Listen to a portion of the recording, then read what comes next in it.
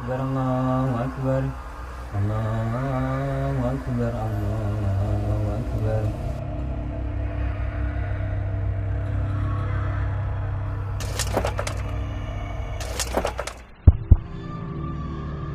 Bismillahirrahmanirrahim. Alhamdulillah nahmaduhu ta'ala wa nasta'inuhu wa nastaghfiruh wa na'udzu billahi min syururi anfusina wa sayyiati a'malina. Man yahdihillahu fala mudilla lahu wa man yudlil fala hadiya lahu. Wa ashhadu an la ilaha illallah wahdahu la syarika lah wa ashhadu anna Muhammadan abduhu wa rasuluh sallallahu alaihi wa ala alihi wa ashabihi wa man tabi'ahum bi ihsanin ila yaumi liqaihi wa ba'd. Kita masuk pada bab yang ke-15. Bismillahirrahmanirrahim. Qala muallif rahimahullah al-bab al-khamisa asyara fi sholatil janazati wa ahkamil janaizi wa fihi masail.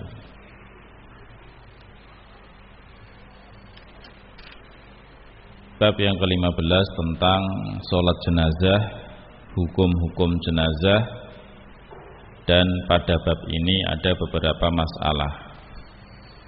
Qala al-janaizu jam'u janazatin.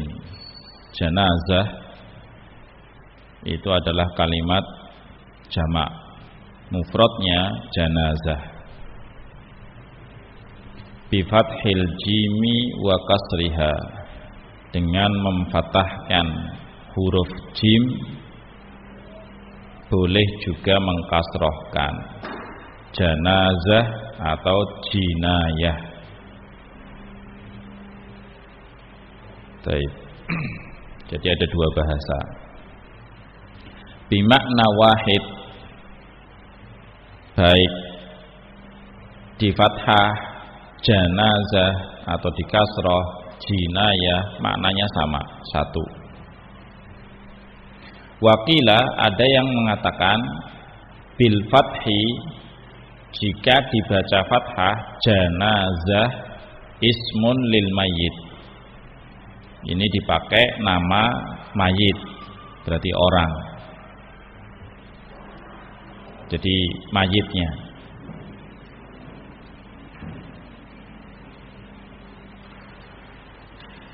Wabil kasri, adapun kalau di kasroh jinazah ismun lima yuhmalu alaih, nama keranda yang dipakai buat ngangkat mayit, keranda namanya. Jadi kalau janazah mayit, jinazah keranda. Sebagian ada yang mengatakan seperti itu. Wa yanbaghi lil insan an yatadzakkara al-mauta wa nihayatahu fi hadhihi dunya. Sepantasnya bagi manusia untuk mengingat kematian dan penghujung dari kehidupan dunia.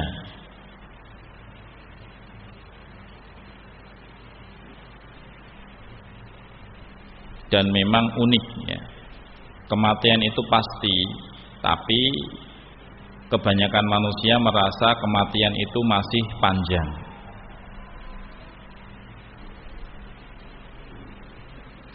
Sehingga seakan-akan kematian ini waktunya masih lama, padahal kematian itu pasti dan waktunya bisa cepat bisa lambat.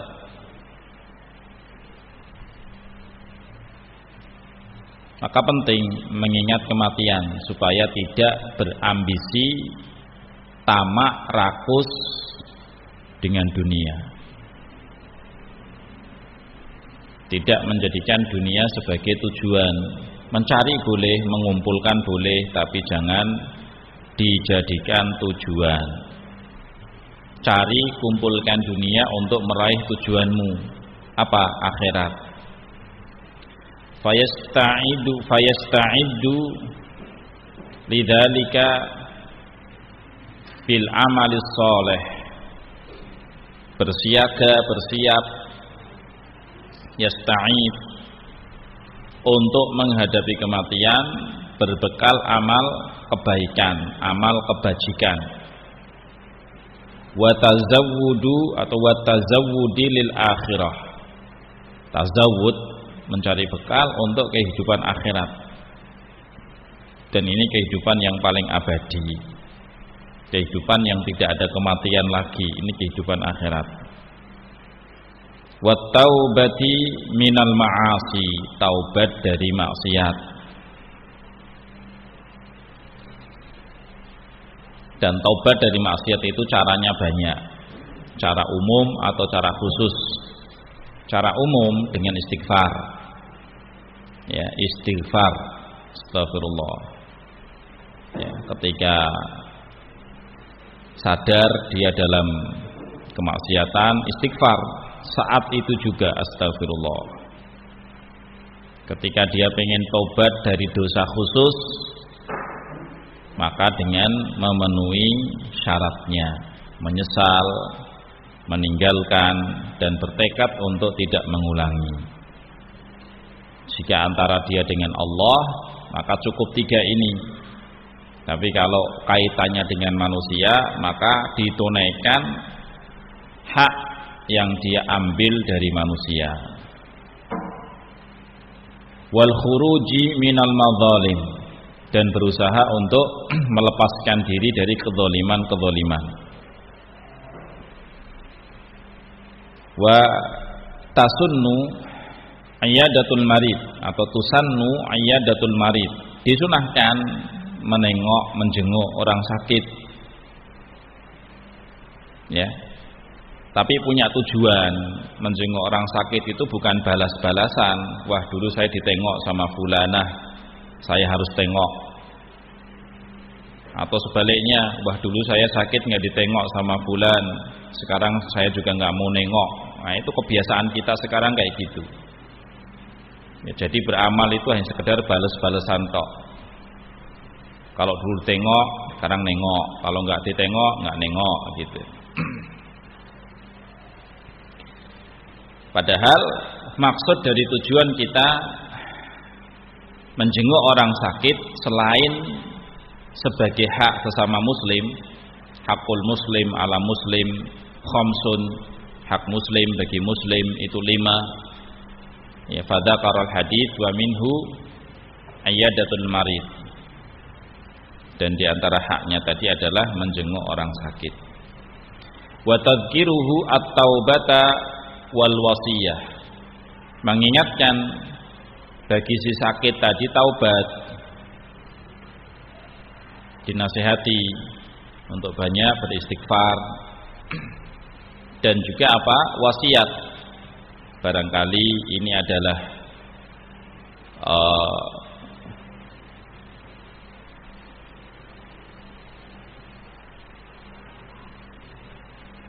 usia terakhir, diberikan nasihat untuk berwasiat, hal-hal yang perlu untuk diwasiatkan,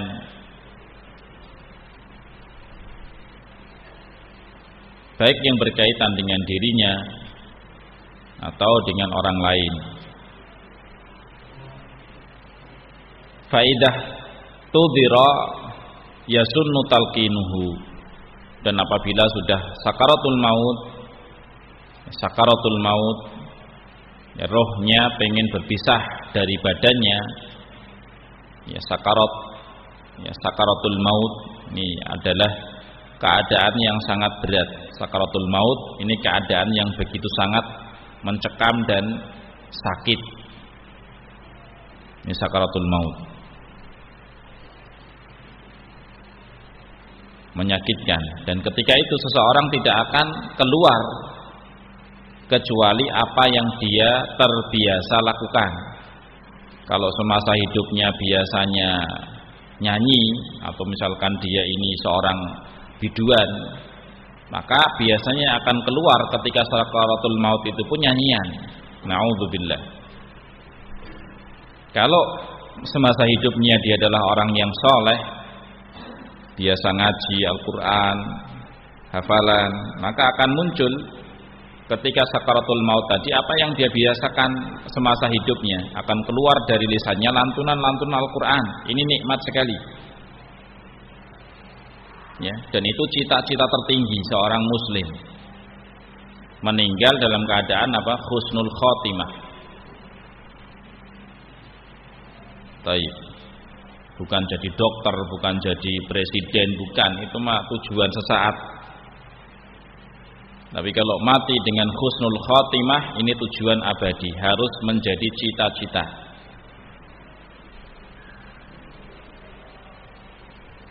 Bagi yang hadir maka disunahkan untuk talqin. Apa yang dia talqinkan ke orang yang sakaratul maut tadi, yang hendak meninggal tadi, yaitu kalimat la ilaha illallah ya. Bagaimana cara talqin? Dibimbing lisannya untuk mengucapkan kalimat tersebut, dan papah dengan kalimat yang tidak cepat. Itu maksud dari talqin. Contoh, misalkan dia sakit sakaratul maut, kita ada di sampingnya, kita bimbing dia dengan mengucapkan kalimat tauhid ini. Bagaimana cara membimbing? Ucapkan la ilaha sampai dia berbicara dengan menggerakkan bibirnya. Kemudian kita tambahkan illallah. Terus ulangi la ilaha illallah, terus sampai dia mengucapkan. Bukan dengan suara yang cepat di telinganya la ilaha illallah, la ilaha, bukan seperti itu cara talqin. Itu bukan orang mentalqin namanya. Jadi talqin itu kita bimbing si mayit, calon mayit ini, orang yang sakaratul maut, untuk mengucapkan dengan lisannya kalimat la ilaha illallah. Jadi pelan-pelan, bukan diucapkan keras-keras di telinganya, bukan. Itu salah. Atau ngumpulin orang untuk membaca Yasin, itu juga salah. Gimana orang sedang sakaratul maut malah ya dia lakukan hal-hal yang demikian? Tentunya tidak akan kena sama sekali. Karena tujuan talqin itu supaya dia mengakhiri kalimatnya dengan apa? Kalimat tauhid. Karena orang yang sakaratul maut itu keadaannya, kondisinya sangat berat sekali, yang namanya setengah mati, betul-betul dahsyat kondisinya, dan tidak akan ingat apa-apa saat itu. Maka di situ peran saudara muslim yang baik, membimbingnya untuk mengucapkan kalimat tauhid. Apa kata Rasul? Man kana akhira kalamihi la ilaha illallah dakhalal jannah.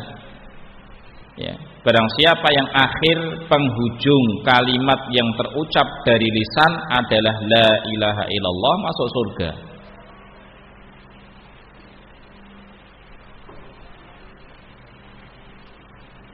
Ini cara ketika kita menemukan kondisi muslim yang demikian, sakitnya parah, sakaratul maut, kita talqinkan kalimat la ilaha illallah, dibimbing sampai dia bisa mengucapkan. Setelah itu wa taujihuhu lil qiblah, dihadapkan ke kiblat. Kalau di kita arah kiblat itu barat. Fa idza mata sunnah taghmiduhu, kalau meninggal disunahkan untuk memejamkan matanya.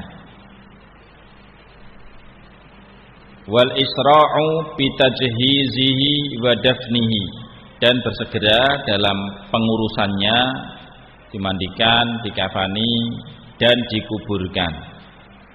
Ini jika dimudahkan. Qala al-mas'alatul ula hukmu ghuslil mayyit wa kaifiyatuhu. Masalah yang pertama tentang hukum memandikan mayit, memandikan jenazah, dan tata caranya. Hukum dan tata caranya. Qala hukmuhu. Hukumnya apa? Memandikan mayit. Ghuslul mayit wajib. Memandikan jenazah itu hukumnya wajib. Wajib bagi siapa? Wajib bagi jenazahnya atau wajib bagi orang yang masih hidup di sekelilingnya? Wajibnya adalah bagi orang-orang di sekelilingnya yang masih hidup. Adapun mayitnya kalau sudah mati ya sudah tidak ada syariat. Kalau ada mayit mandikan tubuhnya sendiri ya bubar. Berarti dia bukan mayit, hidup lagi. Masa mayit mandi sendiri di kamar mandi kan tidak mungkin. Baik. Bubar nanti. Jadi yang dimaksud wajibnya hukum mandi bagi mayit itu adalah terhadap orang yang di sekelilingnya, bukan kepada si mayit. Kalau si mayit sendiri kalau sudah mati sudah selesai, nggak ada beban syariat. Li'amrihi sallallahu alaihi wasallam bihi, berdasarkan dengan perintah Rasul sallallahu alaihi wasallam dengan mandi. Dan dasar perintah itu wajib.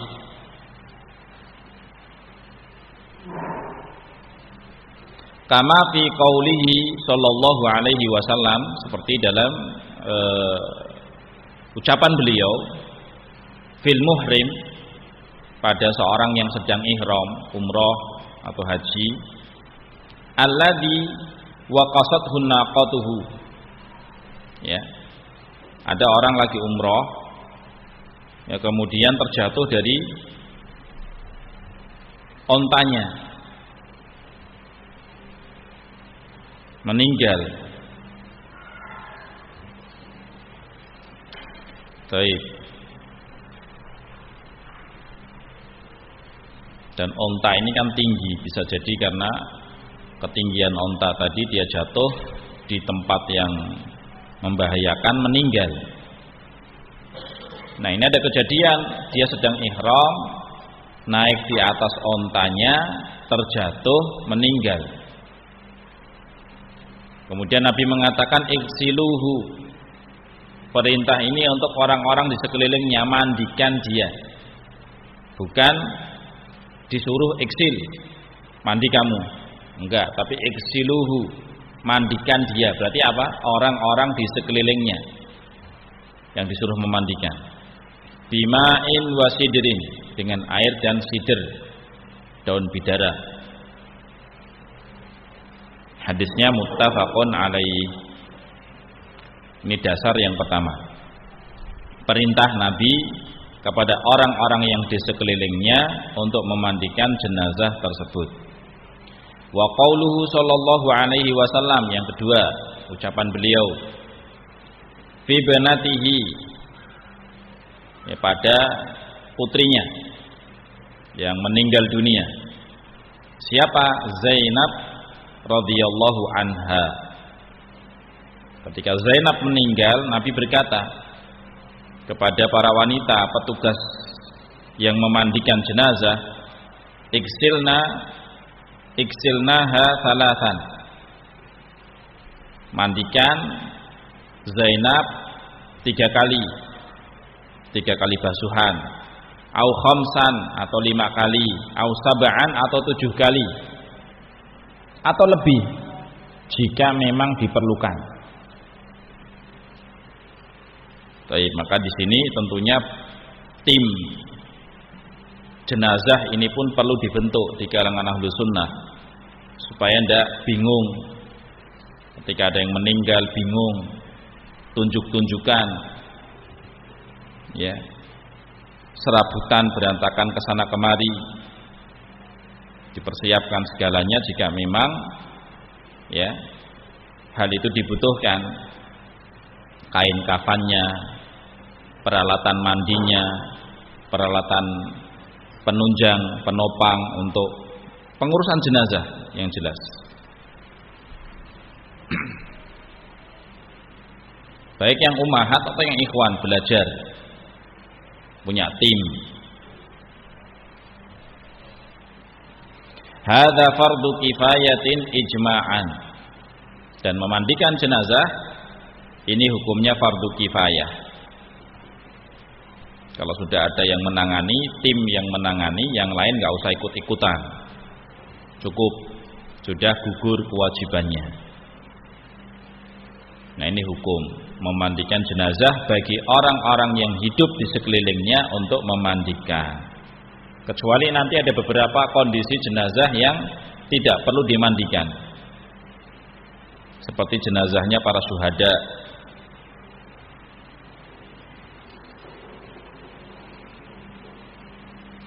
Baik, yang kedua, atsani kaifiyatul ghusli, tata cara memandikan jenazah.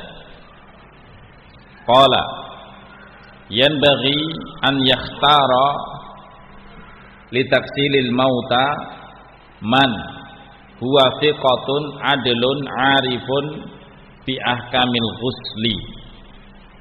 Maka harus dipilih petugas pemandi jenazah itu orang yang punya sifat thiqah. Thiqah itu apa maksudnya? Orang yang tidak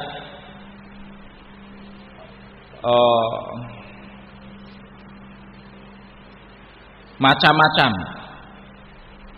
Artinya ketika dia melihat sesuatu aib, sesuatu yang tidak pantas, dia rahasiakan, tidak disebarluaskan.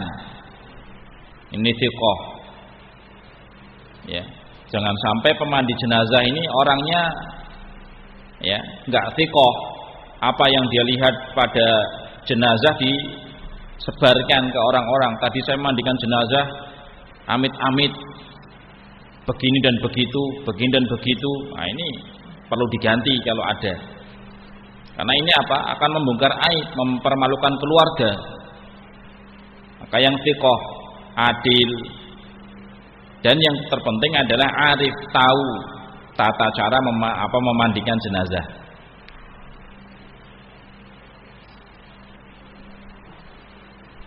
Dipilih.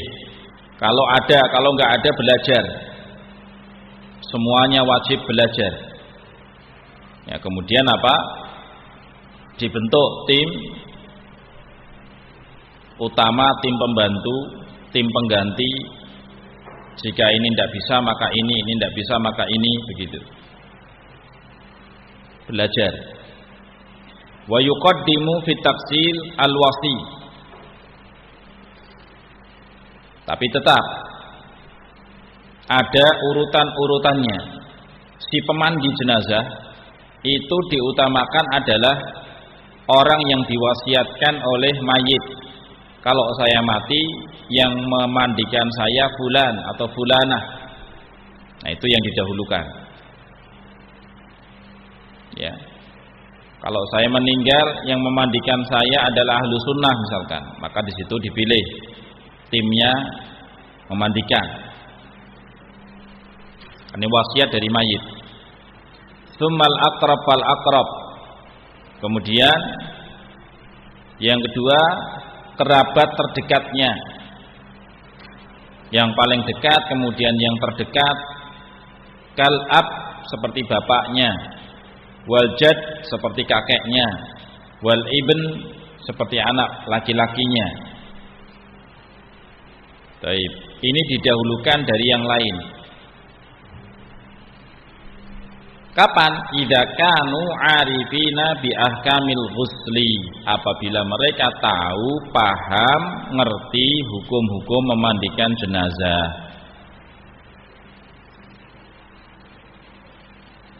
Wa illa, kalau tidak, mereka enggak tahu dan enggak bisa, ya, qudima ghairuhum, didahulukan selain mereka, mimman huwa alimun bidzalik, dari orang-orang yang tahu tentang tata cara yang sunnah memandikan jenazah. Baik, itu dari sisi keberhakan, dari sisi hubungan yang diwasiati, kemudian keluarganya. Kalau tidak ada, baru kemudian orang yang tahu. Kalau di masjid-masjid biasanya, di perumahan atau di kampung-kampung, mereka punya tim pemandi, tim pengkafan, ya, solid mereka. Maka ahlu sunnah tentunya jangan sampai kalah. Warrajulu yaksiluhu ar-rijal. Nah, sekarang tata cara yang berkaitan dengan aurat. Laki-laki dimandikan oleh laki-laki. Wal mar'atu taksiluha an-nisa. Wanita dimandikan oleh wanita. Baik. Jadi tidak boleh sebaliknya. Walikulli wahidin minaz zaujaini taksilu al-akhar. Adapun untuk suami istri maka diperbolehkan untuk memandikan satu kepada yang lainnya. Khusus suami istri, istrinya meninggal yang memandikan suaminya, suaminya meninggal yang memandikan istrinya. Ini yang nikmat. Ini yang nikmat. Istrinya tahu sunnah, bisa mengurusi sesuai dengan sunnah, atau sebaliknya suaminya ahlu sunnah, ngerti hukum-hukum sunnah, istrinya meninggal dimandikan sesuai dengan cara yang sunnah. Maka penting suami istri saling menghasung untuk mencari ilmu.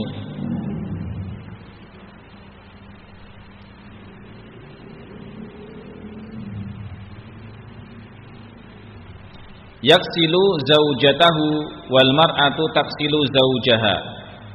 Laki-laki memandikan istri suaminya. Istri memandikan suaminya, atau sebaliknya suaminya memandikan istrinya. Walikulli minar rijali wan nisa'i taksilul atfal duna sinis sabi'ah. Dan yang terakhir, bagi laki-laki atau wanita boleh memandikan anak-anak, tapi di bawah umur 7 tahun. Karena aurat mereka belum ternilai, belum teranggap. Anak di bawah 7 tahun auratnya belum teranggap, maka boleh dimandikan oleh laki-laki jika dia adalah putri kecil, boleh dimandikan oleh wanita apabila dia adalah anak kecil.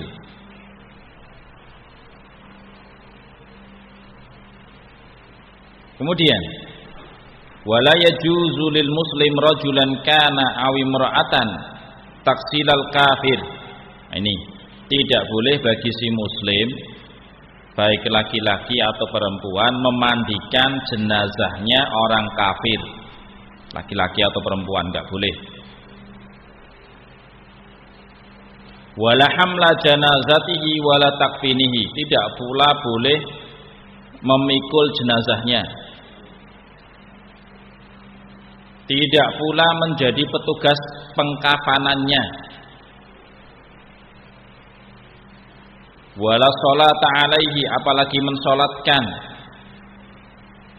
Walau kana qariban kal abdi wal ummi, walaupun dia kerabatnya, bapak atau ibunya, enggak boleh.